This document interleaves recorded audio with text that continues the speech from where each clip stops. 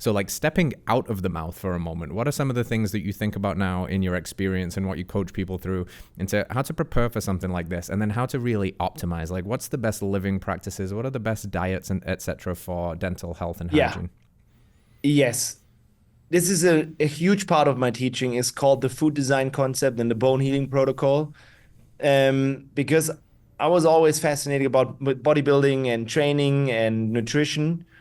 And I realized, okay, the bone isn't healing. There must be a systemic reason. So I looked in deep into biochemistry when it comes to bone healing. And funny enough, bone healing and tooth healing is the same approach, and realized that we have to change the lifestyle and the diet and the nutrients. So therefore, our patients start to prepare, let's say on average, depending on how optimized you are. If you're super optimized, you can come straight away. Mm-hmm. But let's say 4 weeks in advance, we will ask for your current vitamin D3 blood work. Vitamin D3 is crucial for bone healing, for bone building. And vitamin D3 is only built in sunlight. If you have sunlight, which is not existing in Germany, 6 months of the year. So if you have a lack of vitamin D3, you cannot get that calcium into bone and teeth. So obviously I need to know this. But then the food design is actually basically what you guys are teaching or Paul's teaching. Like Mm-hmm. eat real food is what I'm saying. It's basically what you can hunt and fish and gather. And step one is remove the crap. I call it the call for, like gluten-containing grains or grains in general. Refined sugar, anyways, all dentists will tell you this, sugar as an anti-nutrient. Um, we have seed oils, definitely, is a big problem for gum health and gut Mm-hmm. health. And I say conventional dairy, Mm-hmm. and I'm not touching about raw A2 milk dairy that you guys doing. That's completely good. But conventional dairy is Yep. different. And it can be a massive trigger for your immune system. So therefore, we skip in step one, we skip that bad stuff. Mm. There's alternatives. And then step two is basically I teach the patients how to think in nutrients. And this is an umbrella over all, I would say it works for all dental diets, or for all diets out there. Because you can do it as a vegan, you can do it as a carnivore, because you optimize for nutrients and you have to learn about macronutrients, protein, carbohydrates, fats, fruit, and vegetables, fiber, what is all in there, and what is a lectin, and Mm-hmm. how about the plant defensin, stuff that you guys talking about all the time is all in the food design concept that I've written like 10 years ago. And it works because we focus on the building blocks.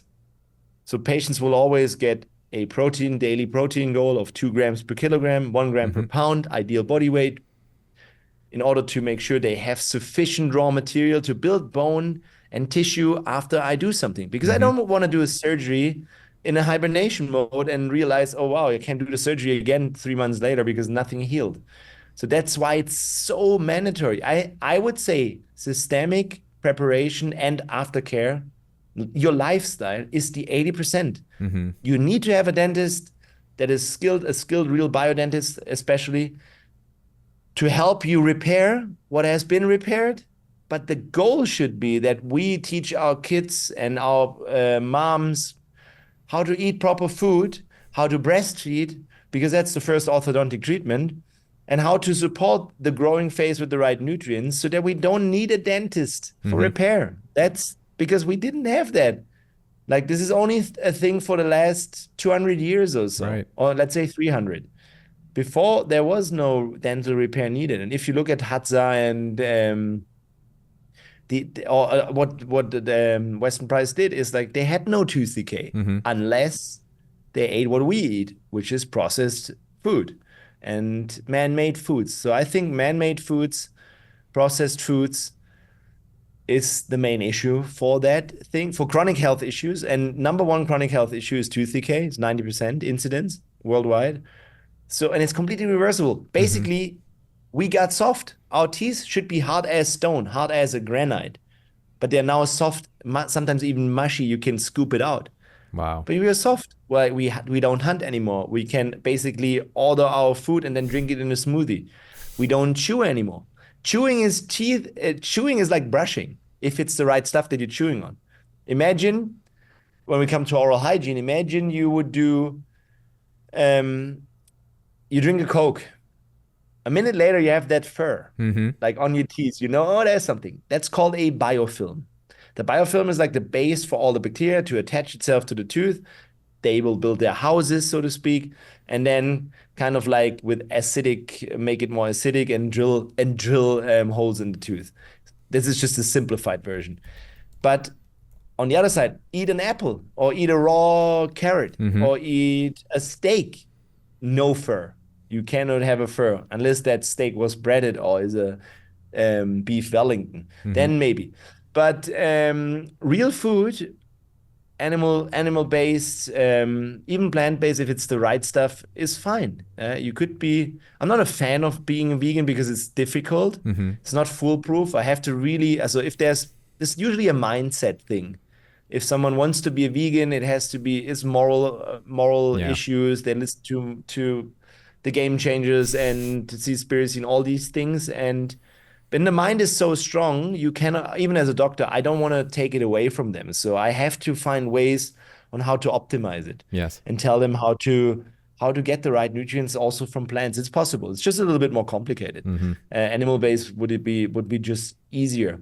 And then if the nutrition is on point, let's say for that healing phase or the preparation, we always do 100% because with that surgery and that start and that healing, we heal the complete gut from the mouth to the end within the next 3 months of healing.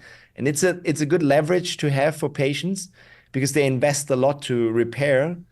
They then also are very happy to see, oh, there's a simple diet to follow Mm-hmm. and the right nutrients. And the good thing is the overall body heals. So at the end, the gut system should be completely repaired if they do it correctly. And usually they do. And then number three is always fine tuning with the right micronutrients. I've touched on vitamin D3 already, but you need a little bit more if that's interesting for you. That's very interesting for me. You preach, my brother. You are speaking our language right now, and I think this is such a refreshing take on things. So continue kind of what you would leverage there for moving forward micronutrient-wise. Yes. So your teeth, basically your oral cavity or your mouth is an ecosystem.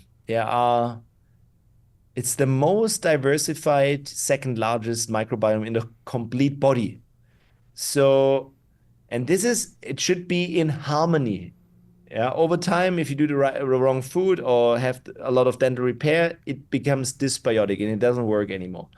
But there's saliva, which is a liquid healing miracle, but the saliva is there to remineralize. So because when we drink something, let's say a coffee is acidic, or let's say an orange juice would be acidic, or we eat something acidic, there is a certain acidity level that the tooth enamel, which is the hard part, doesn't like too much. So below 5.5, it gets more brittle and easier to drill into it. So the body's constantly in mineralization, remineralization, demineralization, remineralization. And therefore, it's so crucial to have the right nutrients to remineralize, which come obviously from your diet and nutrition. So hydration is super important. Drinking loads of water, putting in real salt, like sea salt, good salt, not the iodine, not the cheap one, the good Himalayan salt, for example. That is just ionized electrolytes, basically. And your saliva should be a good electrolyte. And then, like I already touched, the vitamin D3 is the sun hormone, which is there to basically pull calcium from the kidneys and the large intestine into bloodstream. But we don't want to have our bloodstream calcified. It would be bad.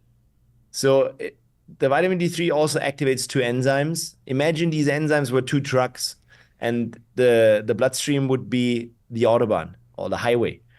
And you have calcium bricks there, and that trucks are loaded. Yeah. But we have to get someone to drive these trucks to bring calcium into the bone and into the teeth.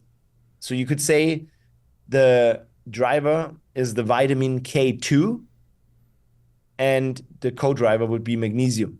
The study is showing from 2018 that magnesium helps bringing all the other minerals in conjunct with vitamin D3, K2 into bone and teeth, and we can really activate odontoblasts, which is the cells that build teeth, and osteoblasts. Blast means they build the tooth. Osteoclasts would be they destroy bone. Osteoblasts build bone. And this is all science, and it's super simple, but you have to know. And we need a vitamin D3 level that is above the norm to be optimized.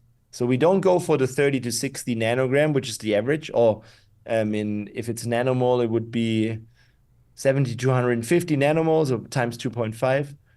So above 150 or above 60 nanogram would be ideal all year round. That's what you usually have if you live on the equator and you see like the sun for 1 to 2 hours a day without sunscreen. Sunscreen would block it completely. So if you go to the sun with sunscreen, and you get no vitamin D3. And most patients that I see and saw over the last decade have a vitamin D3 below 30, which is below the average. Some even have a negative number to it. Wow. So that's how bad it is. And if you understand that vitamin D3 is not just for bone healing and everything else, it's for your immune system. Every single cell in your body has a vitamin D3 receptor. So it's crucial for overall healing.